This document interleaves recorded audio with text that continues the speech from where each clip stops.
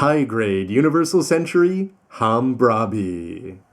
Hey, what's up again, everybody? It's Robert184, 2Rs2Bs, GundamReviews.net, and that funky customer spinning around there that you're seeing the back/top of the MA form is the high-grade Universal Century Hambrabi. It's been a lot of years coming in terms of how long it's been since its last model release. And this HGUC, well, how does it live up to the hype of old-school Zeta fans?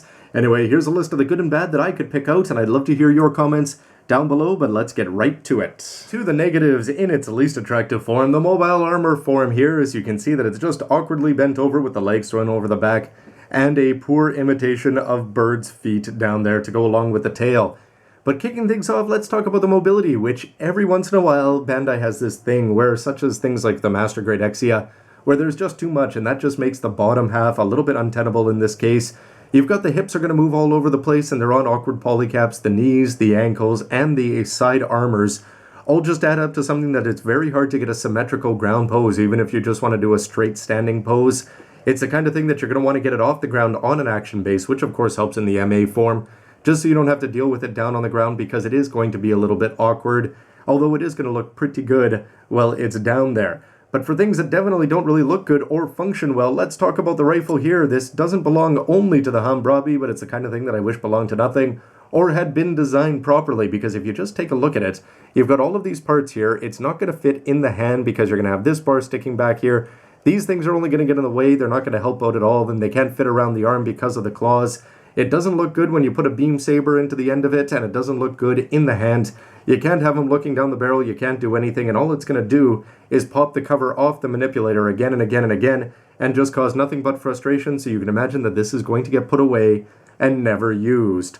For the hands themselves, they don't actually have any wrist because they're just on old school peg hands there that are going to plug into a polycap, so it's sort of a regression compared to at least that little bit of, hey, how you doing mobility that you can do about a handshake, never mind the things that we've seen with high-grade 00, where the whole wrist mechanism inside the arms is actually going to work.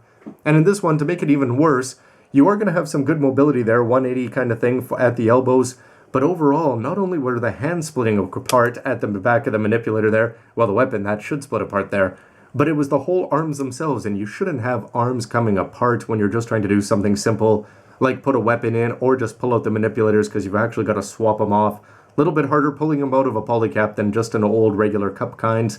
Nonetheless, it's just not anything positive to say about the arms. They don't look good. They've got this little twisting part. Anything that's good is going to be hidden on the inside, and they do have that awkward peg that's going to be sticking out. Definitely not a plus. Another place where I said there was too much mobility, lower body, but the upper body has no mobility whatsoever between the shoulders and the head, of course. The cone head variety isn't going to offer a lot. You don't really expect it to. But it's just a little bit disappointing because we've gotten used to some things where you've got great movable mono eyes and they make things well. In this case, you could put the seals on in different places, but they're certainly not going to make it easy to try to reposition it. Even with some high grades, we've been able to pop off the head and at least turn the eye. Nothing like that, sort of to be expected, but at the same time, it is going to hurt it just in terms of menace, because you don't know who it's threatening other than the fact that it's got all of these eyes and you don't really know where they're all going, but they're definitely not looking at the person checking them out on the shelf. The white underframe, well, your mileage will vary for that. It doesn't really bother me very much. I like the combinations, actually. Those little bit of shoulders, elbows, hands, and the knees when you bend them all the way down, I think looks okay, but it's definitely going to be quite a different take from the regular Xeon/Titan's Gray that we've gotten used to over the years. You've also got the beam rifles that are going to be attached onto the back, absolutely useless in MS form. You wish that they would have been able to find a way to have that on a bend mechanism, maybe just a two-stage one.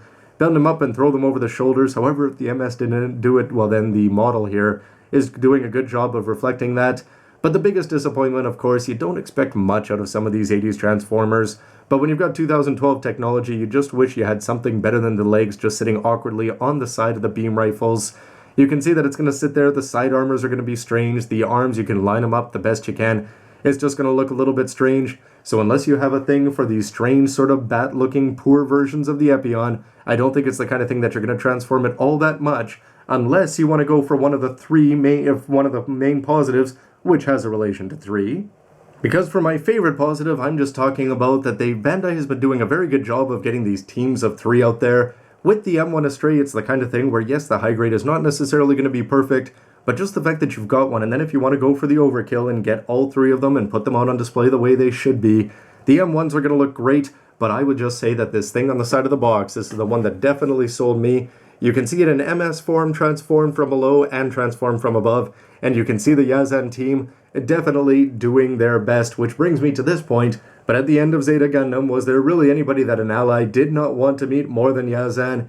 In this Hambrabi right here, this kind of pose doesn't necessarily do it justice, but once you get it off the ground, first of all, on the ground, you are going to be able to get some great ground poses out of it thanks to the flexibility of the ankles, of the knees, and it's got pretty good ones there for the hips, and you saw that they can come all the way forward with the minimalist waist section there. But some other pluses just for the way that it looks. I love the fact that they've actually got the holes here. You can imagine that this kind of thing might have been done in seals, or who knows what they would have done with it. You would have had to perforate it yourself back in the day.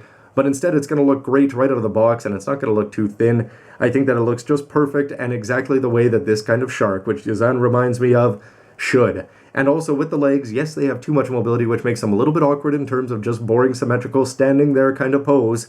But anything up in the air, outside of this sort of one that I haven't done a very good job with, you can make them look quite dynamic, and those side armors, they are going to get in the way, but you can also make them look like they're right. I also didn't mention that you can't move these around too much. That's because it's going to be on the plus side for me. The fact that they've got that 90-degree bend going back is certainly enough. And then when you combine it with the most important part being the upper body is not going to function very well necessarily, but it's going to look fantastic for me. I love the color scheme on the front, where you've got the darker blue, the red, the white, and the green all mixed in with the pink of the 5 mono eyes there.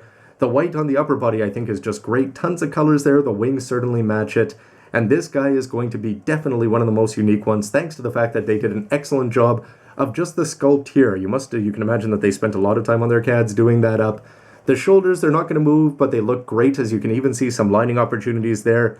And you just basically, everything about that upper body, when I put it together, the build itself for that part alone made this kit almost completely worth it just for that right there. Never mind the posing, never mind the teamwork, never mind the memorability. Thanks to the way it appeared in the anime, the upper body build was enough for me. Combine it with the fact that you don't have too many seals for this kit. It's the kind of HGUC kit where I sort of wondered if it was going to have too many. Not a big issue. I ended up skipping over half of them because you can just take some lining marker and put the black down there so that when you've got the mono eyes, use the pink seal, paint that up if you want. It wouldn't be any difficulty whatsoever. But it's going to look great, and the most important part with all those colors and the mono eyes, even when they're dead center, at least you can twist the body off to the side, so he's going to be good, and especially when you throw in the things like the sea snake, which is a lot of fun in terms of weaponry when you've got it in hand or shooting out with the wire, thanks to the fact that it has very little weight issues, and the old school yellow beam sabers. The transformation is easy enough to do that even though it's going to look pretty cheesy, again, if you had it at that right 45-degree angle coming towards you with somebody underneath screaming in oh-so-mock terror, when you combine all of these positives, I'm going to give this guy a pass because despite the fact that it obviously has some design flaws and weapon flaws and things like that in the transformation, is less than stellar in terms of just the sheer visuals of this and the fun of the build. This guy looks exactly like what you'd expect the Hambrabi to look like in plastic model form after you watch Zeta Gundam, and you saw the way Bandai's engineering has improved all the way up to 2012. This guy, the visuals, the lines, the colors, everything about him do him justice, and he has some great poses if you want to get him up there aerial and you want to ignore the poor weapons. And again, the transformation from the right side and the right angle, I think it's actually something that adds to it. And the most important thing being, of course, as the plastic models, that when you're putting them together, well, if it's a lot of fun to do and you're getting all sorts of new things, not necessarily things you want to see in terms of Bandai repeating them in the future with the way they did the arms and the old school hands there with just the pegs, but you combine the sea snake, the yellow beam sabers, and that cone head there and the menace from Yazan, and I think that this kit is definitely enough to make any old school UC fan quite happy on the shelf, again, except for how many of those people at the end of Zeta. In terms of future speculation, well, I can't imagine we'd be getting anything more from the Hambrabi. The only possibility would seem it's not going to get a real grade, you'd think, at the rate that they're going with only the best of the lines. Instead, Master Grade may have a chance. I guess we'll have to see what happens with the Master Grade Marasai, which already has some green repaint possibilities in the future. The Hambrabi, I suppose they could hit the fans that would want to buy all three of them and recreate the team. You'd imagine the transformation would have a few more details, maybe some more moving parts in the right places, but probably this HGUC Hambrabi is going to be the best that we're going to get. So again, fans of old school Zeta, going back to the movies, have had a lot of good fun stuff to get in both HGUC and MG form, But anyway, I hope we're going to be getting a lot more of those old school Transformers to go along with this one and complete the full 80s Transformation collection. Anyway, everybody, why don't you let me know what you think of this kit, of this review, and everything else related to Yazan, Zeta Gundam, and the Hambrabi, and of course all of his other mobile suits along the way. And as always, thanks for watching. See you next time. Bye. Yes, between Zeta and Double Zeta, I'm not ashamed to say that I spent a lot of time working in a parking lot.